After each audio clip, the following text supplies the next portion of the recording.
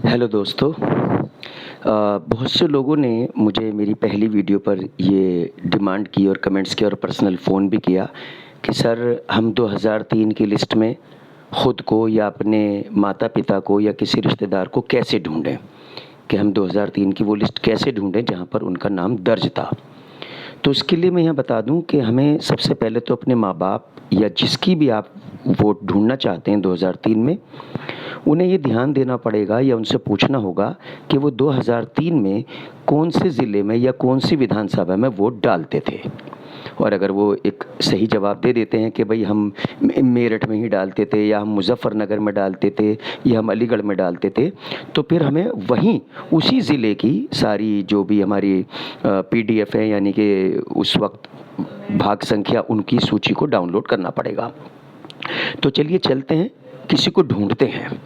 इसके लिए ये जो एक लिंक यहाँ दिख रहा है आपको स्क्रीन पर, इसको प्रेस करते हैं और ये लिंक हम इस वीडियो के नीचे डिस्क्रिप्शन बॉक्स में भी डाल देंगे। तो ये हमने लिंक को टैप किया।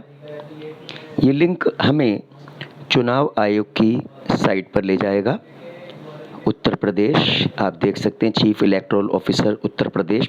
यहाँ हम जिस ज़िले में 2003 में दर्ज थे, वो ज़िला हम यहाँ से चुनेंगे।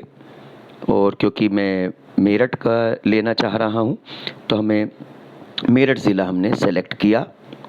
मेरठ ज़िला लेने के बाद हमने या तो ख़ुद हमें याद है कि हम 2003 में कौन-सी विधानसभा में वोट डालते थे, या हमें अपने माता-पिता से पूछना पड़ेगा जिनकी हम वोट ढूँढ रहे हैं।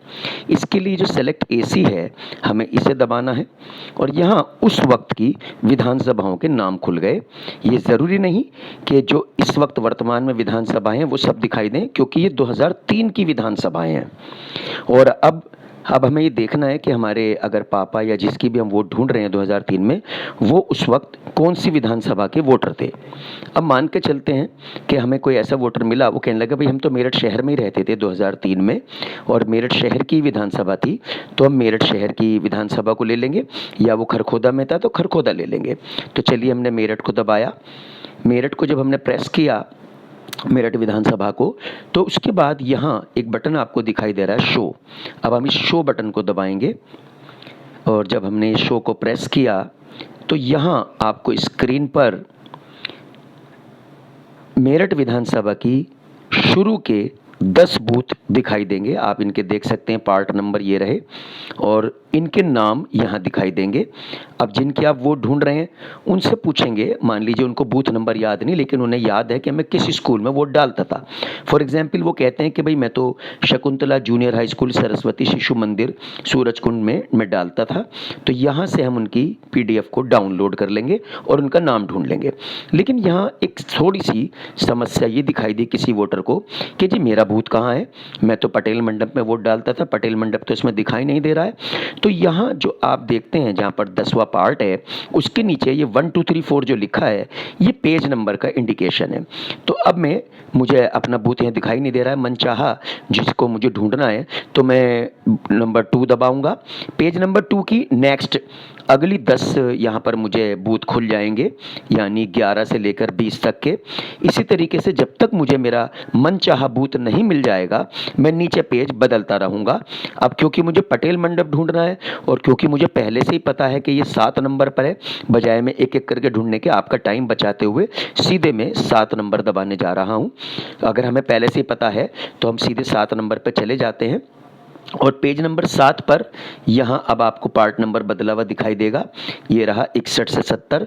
अब यहाँ पर मुझे पटेल मंडप दिखाई दे रहा है कि मेरे पिताजी ने बताया कि भाई हम तो पटेल मंडप में वोट डालते थे, या मेरे रिश्तेदार ने बताया। लेकिन यहाँ अब छोटी सी आपके लिए काम बढ़ गया। पटेल मंडप के नाम पर मुझे 1 2 3 4 बूथ दिखाई दे रहे हैं।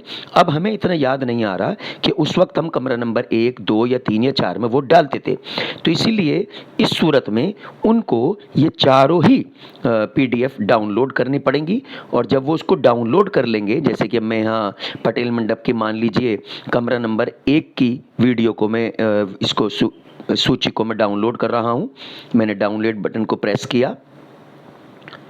अब ये नीचे हमसे यहाँ कैप्चा पूछ रहे हैं, आप ये कैप्चा भर देंगे।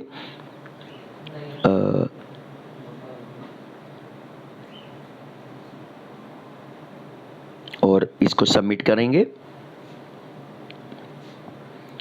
सबमिट करने के बाद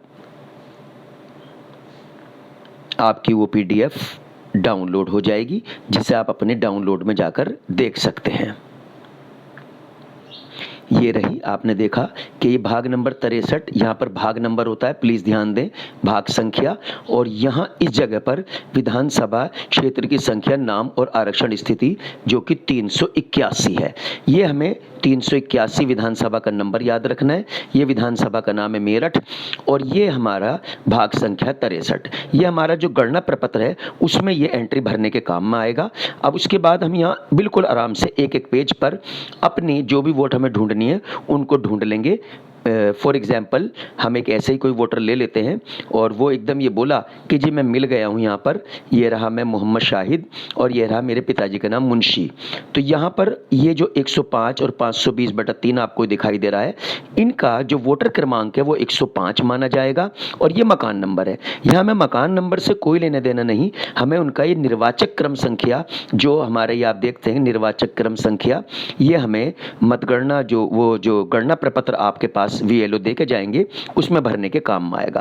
तो इस तरीके से आप किसी की भी वोट ढूंढ सकते हैं, बशर्ते वो ये बता दें कि हम कौन से ज़िले में कौन से बूथ पर वोट डालते थे। भले ही वो उसका कमरा नंबर ना बता पाएं, लेकिन अगर उन्होंने उस जगह का नाम बता दिया तो उस जगह की आप 3-4 जो भी सूची पड़ी है उनकी PDF को डाउनलोड कर अपना नाम ढूंढ सकते हैं या अपने किसी रिश्तेदार का नाम ढूंढ सकते हैं। धन्यवाद।